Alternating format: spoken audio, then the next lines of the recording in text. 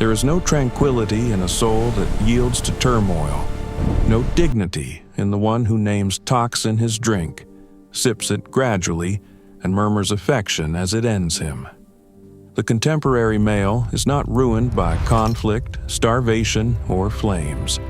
He perishes from a grin, a touch, a gentle tone that coils around his core like a serpent and instructs him to relish the squeeze.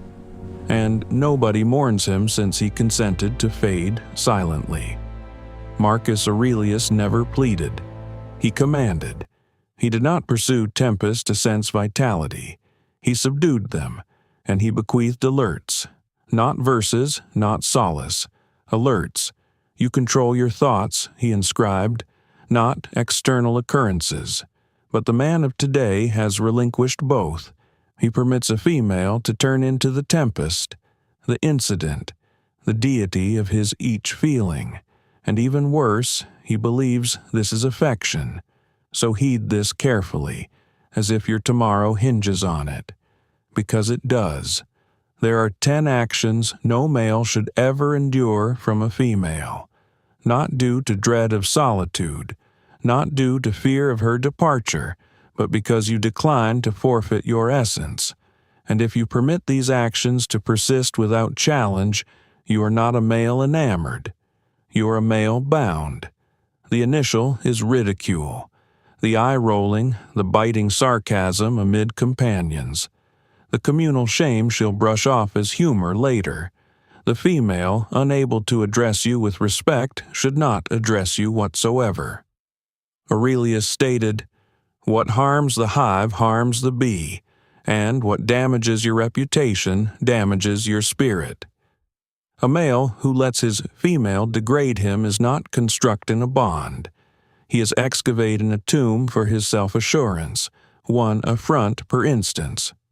Second, turmoil made routine. She is perpetually unsettled. Her dispositions govern the dwelling. One instant affectionate, the next frigid. Her fury is a dagger, and you are constantly wounded. Yet you've persuaded yourself this is fervor. It isn't. It's disorder. Nowhere can a person discover a more serene haven than in his own spirit, Marcus noted. But the male who divides his rest with a cyclone will never find sanctuary. He will merely flee from her, from his identity, from the existence he once envisioned. Third, craving for notice. The female who cannot exist without masculine approval. The one who displays more flesh than ideas, who gauges her merit by approvals and communications. She'll claim its liberation, but if her worth derives from gazes of outsiders, she will never cherish the male who perceives her essence. Aurelius cautioned against pursuing deceptions. It is not ending that a person should dread, he inscribed, but never commencing to exist. And the male who resides with the female who adores the masses never truly commences. He's a silhouette next to a beam she allocates for herself. Fourth, intimate control. She denies to penalize, offers to compensate, employs closeness not as tenderness, but as influence. And you, yearning for closeness, creep like a pauper to her seat. Marcus Aurelius instructed self-command, separation, the victory of logic over urge. But the male dominated by his desires is not a male. He is a captive exchanging shame for instants of delight. Closeness is not the issue. Her dominance over it is, and your compliance to that dominance is the true ailment. Fifth, disdain for your aim. She mocks your objectives, dismisses your commitment, disrupts your concentration since she perceives no merit in your horizon unless it aids her. This is not alliance. This is undermining. Squander no further moments debating what a fine male ought to be. Become one. That is what Marcus inscribed.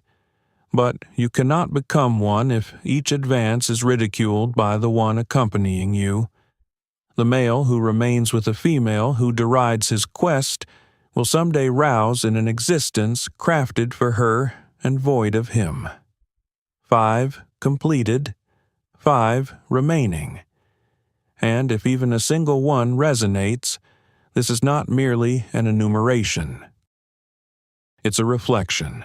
You are wounded, and it is not heroic, it is not amorous, it is not offering, it is self-ruination adorned with fragrance. Marcus Aurelius was not mild, and neither is reality. Let's conclude what we initiated. 6th, the specter of rivalry. She does not desire to stride alongside you, she aims to eclipse you. Her phrases ooze with contrast. Her triumphs must outvolume yours. Her achievements, her earnings, her adherence, her rank, they are not communal. They are armaments. And gradually the male turns into an outline in his own abode.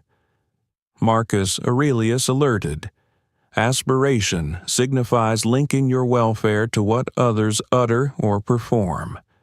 And yet there she is, binding her merit to surpassing the one who ought to be her guardian, not her adversary. You are not her male, you are her reflector, and she will only cherish you when you echo her dominance. 7th, sentimental control masked as injury. Every error is pardoned by her history. Every instance of aloofness, every harsh phrase, every disloyalty justified by something she asserts to be recovering from. You are no longer a companion. You are her counselor, her target, her altar. She errs, and you atone. And the more fractured she professes to be, the more culpable you sense for requiring tenderness from her. Marcus declared, "The finest retaliation is not to resemble your foe." But this is not retaliation. This is decay. She is not mending. She is commandeering your compassion. And if you mix your duty as a male with that of a savior, you will be sacrificed by a female who never planned to transform. 8th, privilege devoid of duty. She anticipates more from you than she provides. She requires nobility, delivers commonality, and yet maintains she's the reward. Her thankfulness is vanished. Her judgment is perpetual. You construct and she assesses. You yield and she insists. You guide and she opposes. Not because you guide inadequately, but because yielding to power seems like defeat to the self that nurtured her. Marcus Aurelius would have discerned it plainly. So others injure me. That's their concern. Their nature and deeds are not mine. But the male who allows a female's unappreciation to shape his value is no longer abiding by Stoic insight. He is submerging in another's arrogance. 9th, limit probing. The minor deceptions, the midnight messages to acquaintances, the vanishings, the images she vowed not to share. Not devastating infidelities. No, just the gradual trickle of unfaithfulness. The female who recognizes your thresholds and treads just beyond to observe if you'll react. Marcus asserted, "If it is not correct, refrain. If it is not genuine, withhold." But if she commits it and you linger, what does that declare about you? Every probe you overlook becomes a contest she'll repeat repeatedly until your criterion turns imaginary and your quietude turns authorization. 10th, the wearing away of esteem, not via noisy disputes or theatrical displays, but via the subtle lack of esteem. She no longer attends when you articulate. She no longer glances when you arrive. You are ambient sound in the abode you erected. She is not vicious, merely apathetic. And this is the fiercest disloyalty of all, because a male can endure animosity, but he cannot endure being disregarded. When you emerge at dawn, Marcus inscribed, consider what a boon it is to exist, to reflect, to relish, to cherish. But what of the male who awakens next to a female who discerns no boon in his existence? He ceases ascending. He commences diminishing. These are the 10. not views, not grievances, certainties, each a portal to the demise of a male's intent, one mute capitulation at a time, and most will disregard them because verity offends where falsehoods allure.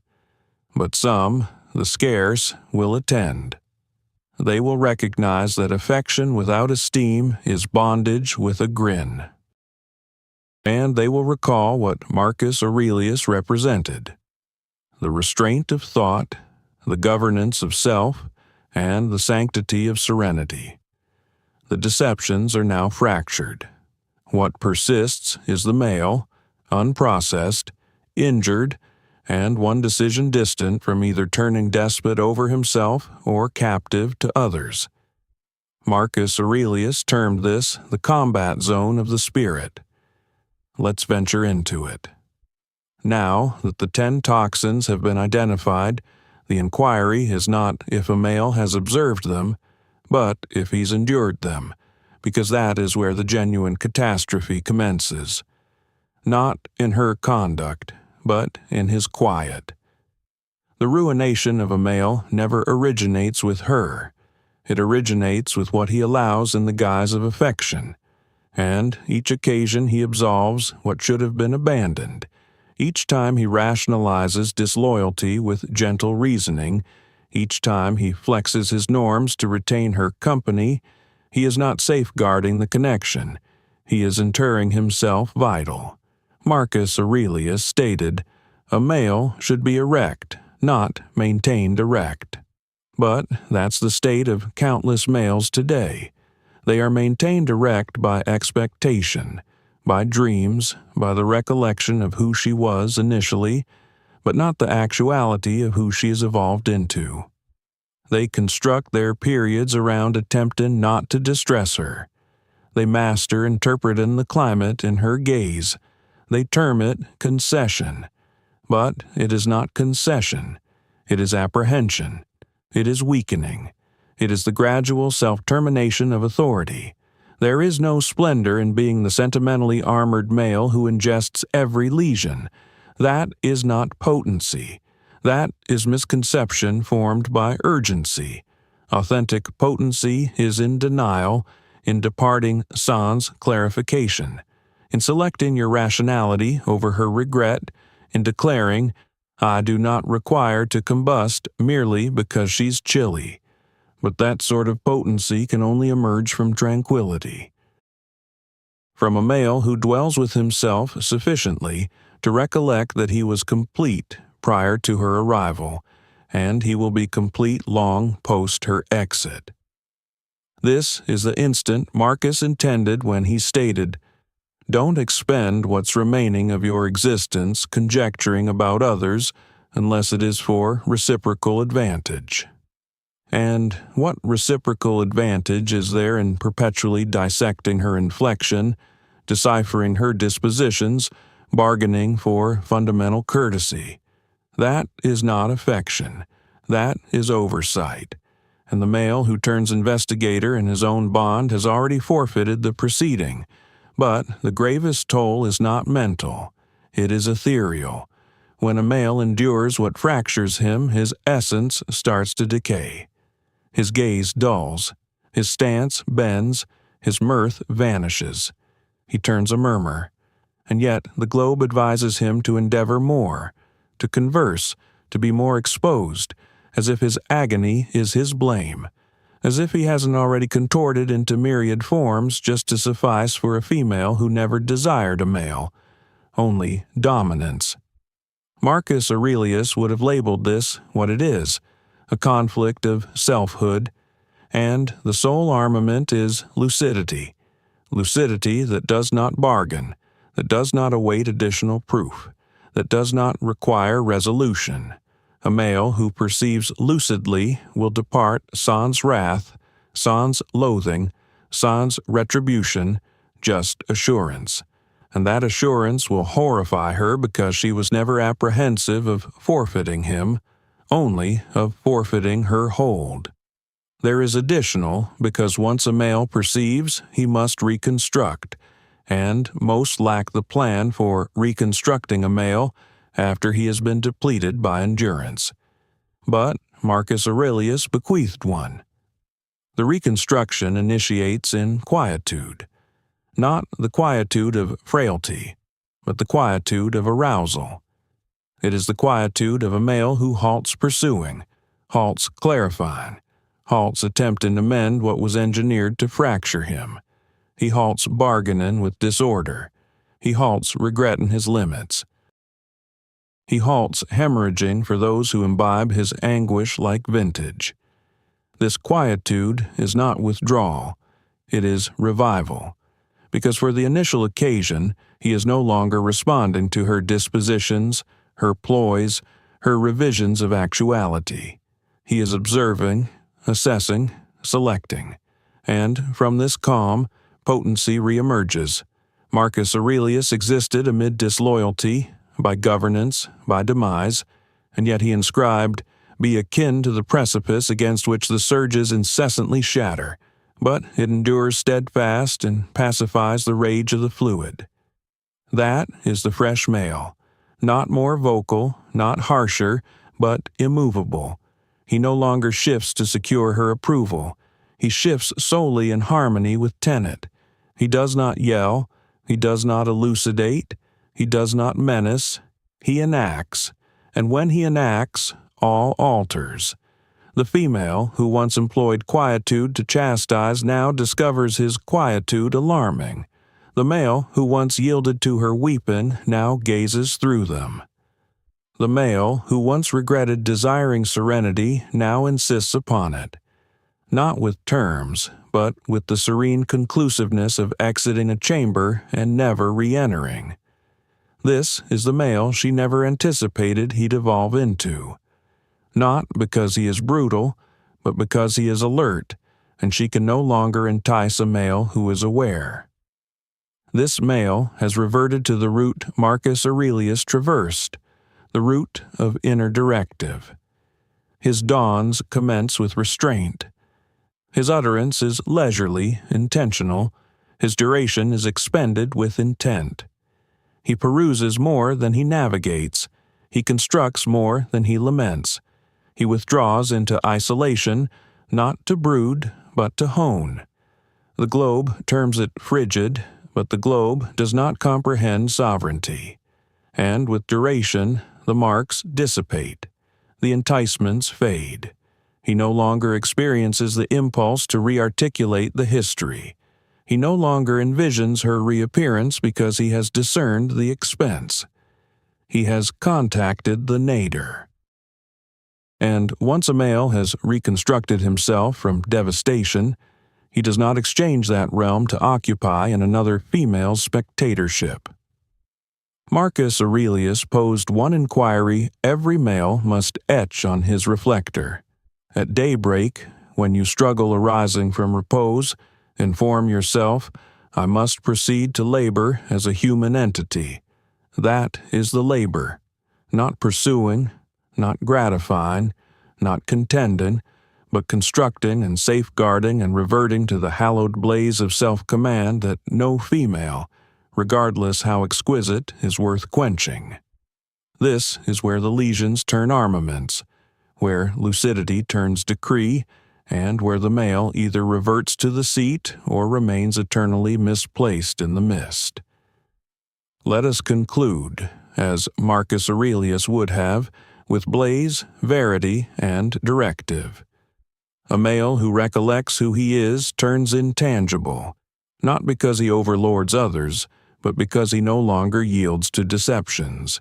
He has traversed the delusion that affection must injure, that endurance is potency, that being a fine male signifies accepting every tempest she delivers. No further. The fine male is not the feeble male. He is the male who perceives distinctly and still selects restraint over craving, separation over malfunction, tranquility over exhibition. And now he is perilous, not to females, not to the globe, but to the domain of control that once nourished on his bewilderment. Because lucidity demolishes the contest. He no longer debates. He surveils. He no longer pursues. He elects. He no longer endures what depletes him, even if it arrives attired in allure, recollection, or necessity. Marcus Aurelius did not occupy the seat of Rome, pleading for endorsement. He governed the felicity of your existence, he stated, relies upon the caliber of your reflections. And so the male now safeguards his reflections like a sentinel. He permits no female to reside gratis in his intellect, no recollection to dictate his horizon, no agony to warp his quest. He comprehends this now that not every affection is beneficial, that certain females are designers of turmoil, not by mishap but by intent, and that to amuse their conduct, to pardon it, to absolve it indefinitely is not compassion. It is self-torment, and the globe may term him frigid, resentful, sealed, but the globe does not have to hemorrhage every evening in quietude. He does, or did, not any longer. Now he exists by the doctrine of the Stoic, not insensitive, but autonomous, not antagonistic, but vigilant, not impulsive, but aroused. And should a female infiltrate his existence anew, she will sense the mass of his company. She will detect the thresholds, not as barriers, but as memorials to a male who declined to fracture. She will know this is not a male you toy with. This is a male you venerate or abandon because he venerates himself. That is the decree now. That is the scripture. That is the realm reconstructed. And to every male attending, grasp this. You were not birthed to endure inquietude. You were not birthed to elucidate yourself into depletion. You were not birthed to endure what dishonors your essence. You were birthed to direct yourself, to shield your intellect, to sentinel your blaze. And when you do, the globe transforms, not because it turns simpler, but because you turn unshiftable. So recollect Marcus Aurelius, not as a designation, but as a reflector. Because the sovereign still addresses every male prepared to ascend. And if this communication aroused something in you, approve, disseminate, enroll, and bolster the outlet via the connection in the outline, because countless males are still dormant, and you, indeed you, may be the cause they arouse. If this woke you, subscribe, like, and comment below.